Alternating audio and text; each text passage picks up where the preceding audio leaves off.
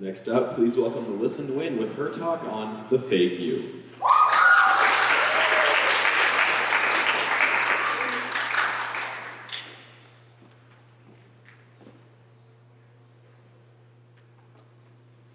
Hey! How are you guys? Great. Great? Good? Decent? Good? Great. It's funny, is it not? That's the way we greet each other. As we smile behind our concealed masks, not the ones we've been wearing these last 2 years. And we ask one another those 3 worded questions. But not as a sign that we truly care. Why even bother? Should I say, it's going bad, my grandpa just died. I got 4 hours of sleep last night because I actually tried in my homework. And you know, that thing that we call life? Where friends fall apart and parents, they fight. Because that's one reality we're willing to deny. So I deny it when I say, I'm doing fine. Because saying I'm not means getting into an actual, real conversation. You know, the usual how. I love your blouse.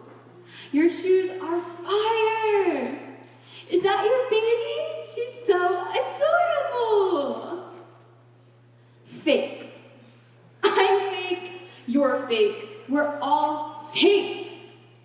It's a type of fakeness where I'm left wondering, what is even real? About how I act, or if I'm cool or in? Do people even like me for who I am? So then I twist it around to, am I skinny enough? Am I smart enough? Am I funny enough? Am I enough? Am I enough to be spending all my time on this meaningless conversation? To spend so much that I don't have much more to give? It's because I, like most teens, heck, like most people, seek for the approval of others. So throughout this whole speech, we're going to be tackling the problems of why do we seek approval from others? Why are we so fake? And hopefully how to overcome this fakeness.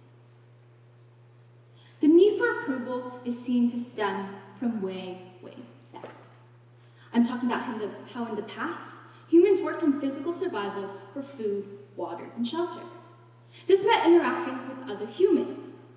But as our priorities shifted to our now everyday lives, our minds are still hardwired in the past to seek acceptance, deny rejection, all the rewards to please people. In a study done in 2010, kids aged 10 to 13 were given a rigged computer contest that gave them either positive and negative feedback from their peers.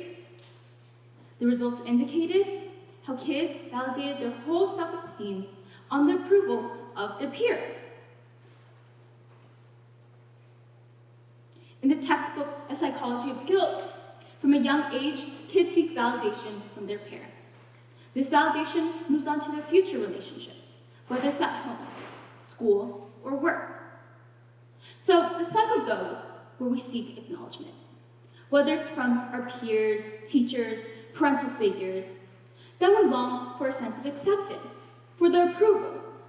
So then we long for the respect, the esteem, the status, the power, the control, for our identity, for our belonging.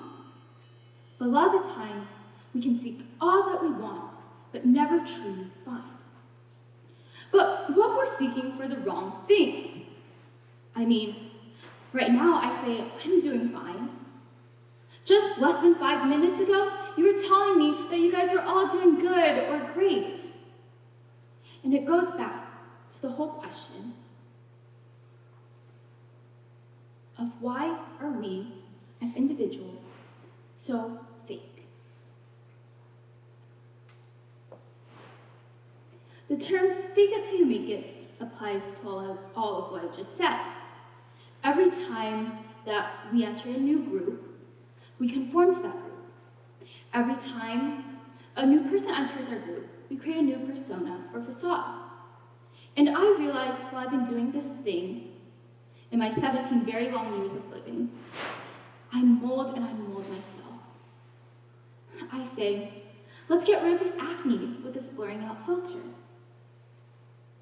Let's mold my hands over my phone and double tap that photo to the person I don't even like enough to swipe through their whole post. Let's mold a smile so I don't have to worry about making other people worry. So I mold and I mold and I smooth out all those tiny little imperfections to seek perfection. So every time we enter a new group, we conform to that group, right? Well, a study found that nearly 75% of people conform to this mob mentality. It normalizes inauthentic behavior and loss of individuality, all in terms of fitting in. And this all happens when we try to seek genuine human connection. But then we're seeking for the wrong things. Then after we can't find this genuine human connection, we settle for inauthentic social interaction, which the majority of us give and receive through false kindness. According to Dr. Greenberg and Dr. Julia Brew, false kindness can stem from 3 things. 1, narcissism. A person uses kindness to achieve a goal. 2, control. A person uses kindness to control others. And 3, insecurity. Insecure people display nice words for a favor later on. So this type of praise makes us as the receiver feel good. I mean, sure, sometimes we can see this whole false kindness, but it feels flattering, even though it's insincere. UCLA psychology professor Matthew Lieberman found how social media fulfills that desire that we long for when we long to be a part of a group. Social media fulfills that desire when we feel isolated and vulnerable. With every post, like, comment, share, our validation rises up, as well as our need for praise. This, along with in-person validation, makes us susceptible to low self-esteem, depression, and anxiety. So, all this pretending and conforming just to fit in? Well, for most people, fitting in can feel really tiring. And every time we create this false persona, it adds and builds and adds and builds and adds and builds until it becomes suffocating. And then we become more exhausted and vulnerable and confused about what is even real. Anthropologist Robin Dunbar explains how each person has a limited amount of brain capacity over how many meaningful relationships they can make in their entire lifetime. At most, a person has 150 relationships, 50 friendships, 15 friends, and only 5 intimate bonds. So out of these hundreds of people in our lives, how do we find these people to be real to? It's simple. We stop being fake. I know, easier said than done. But to untangle that need for approval that has been hardwired in our brains since infancy may seem nearly impossible. But it isn't. Self-acceptance is a real thing. What? Actually loving myself? No. I don't like that. Let's just squish into this tiny ball, throw it to the ground, and stomp it into non-existence. But to be real, it goes back to the whole idea that not every person is going to like you. The attributes that make you likable to one person makes you completely hateable to the next. Your likability is literally out of your control. So why control it by being fake? Disapproval is normal.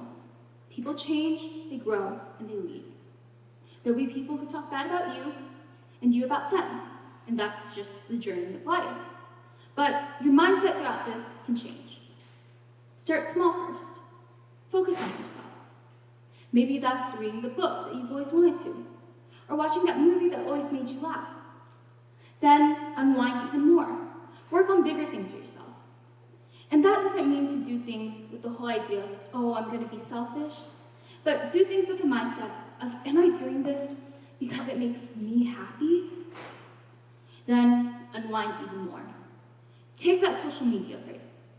Maybe to omit our whole self-worth from these likes, omit social media for a while. And I know it's hard. We've got to stop seeking validation from other people.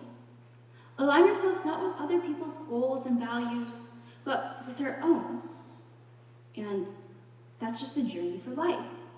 Because I'm sure the majority of us wants to seek this genuine human connection and self-happiness, but we can never truly find it. A lot of the times, it's this ongoing battle that we're fighting with ourselves over and over again. And I'm not saying that fakeness can be conquered overnight, or simply after listening to this one motivational speech. Because from personal experience, it's hard to find these people to be real to. Sometimes in different scenarios and spaces, we're stuck in our places by being fake. But I genuinely hope that the next time someone says, "Hey, how are you?" Maybe instead of being this whole fake you can be real too. Thank you.